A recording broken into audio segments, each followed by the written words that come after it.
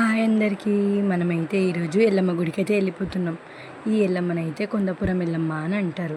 So మా mummy వాళ్ళైతే మొక్కుకున్నారంట. మేమైతే మొక్కు నెరవేర్చుకోవడానికి ఈరోజు అయితే వచ్చేసినాం. ఇక్కడికైతే మ్యాక్సిమం సండే రోజే వెళ్తారు. మేమైతే సండే రోజు అయితే ఇక్కడికి వచ్చేసినాం. ఫస్ట్ అయితే కోనేరులో స్నానం చేసి ఫస్ట్ అదే చేయాల్సింది. కోనేరులో స్నానం చేసేసి నీళ్ళు తీసుకొని వెళ్ళి ఒక దగ్గర ప్లేస్ అయితే ఆపించుకుంటాము. ఆ ప్లేస్లో అయితే వంట చేసుకోవడానికి రాళ్ళు పెట్టి అవన్నీ చేసి మనమైతే రెడీగా ఉంటాము. సో మేమైతే స్నానం చేసేసి అయితే వెళ్ళిపోయి అక్కడైతే బెల్లమన్నం నైవేద్యము, ఇంకా పువ్వులు అయితే ఒక మాలగా గుచ్చి, ఇంకా కోడిని అయితే తీసుకొచ్చుకున్నాం మేమైతే ఈరోజు. అయితే ఇక్కడైతే ఈ ఎల్లమ్మకైతే బెల్లమన్నము, కళ్ళు, 5 ఉల్లిగడ్డలు ఇవైతే ఖచ్చితంగా పెట్టాలి. సో మేమైతే ఇవన్నీ అయితే తీసుకొచ్చేసినాము. ఇంకా కుంకుమ, పసుపు, అగరబత్తీలు, కొబ్బరికాయ, మనకైతే ఎల్లమ్మ సామాన్ అని చెప్తే వాళ్ళైతే మొత్తం ఇచ్చేస్తారు. అయితే మేమైతే అవన్నీ అయితే తీసుకొని వచ్చేసినాము ఈ ఎల్లమ్మ గుడికి అయితే. మా మమ్మీ వాళ్ళైతే మాకంటే ముందే వెళ్ళి దర్శనం అయితే చేసుకున్నారు. ఎందుకంటే ఒకళ్ళైతే సామాన్ దగ్గర ఉండాలి. అప్పటి వరకు మా బాబు అయితే పడుకున్నాడు.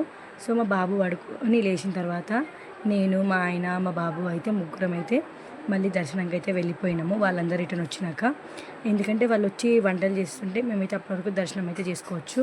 సో వాళ్ళైతే తొందరగా వెళ్ళి వాళ్ళైతే మొక్క అయితే ఇచ్చేసి వచ్చిర్రు.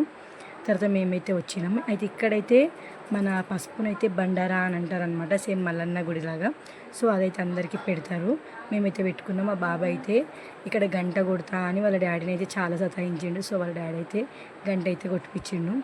మళ్ళీ తర్వాత ఇక్కడైతే ఒక వ్యూ అయితే చాలా బాగుంది చుట్టుపక్కల అంతా అని నేనైతే మీరందరూ చూస్తారని ఈ వ్యూని అయితే రికార్డ్ అయితే చేసిన.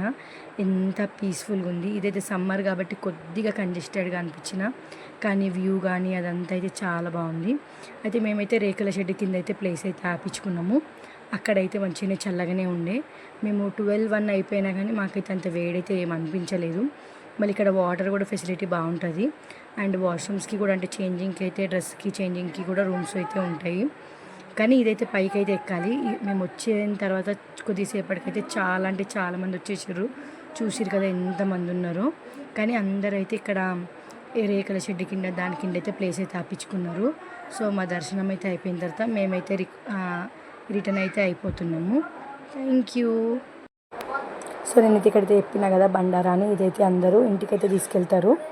మళ్ళీ ఇంటికి తీసుకెళ్ళి మనం నార్మల్గా కుంకుమని ఎలా వాడుకుంటామో వాళ్ళైతే అందరూ దాని అయితే వాడుకుంటారు. అయితే మా ఆయన అయితే గట్టిగా మొక్కుకో, ఈసారి అయితే జాబ్ రావాలి అని నన్ను అయితే అన్నారు. సో నేనైతే మొక్కుకున్నాను.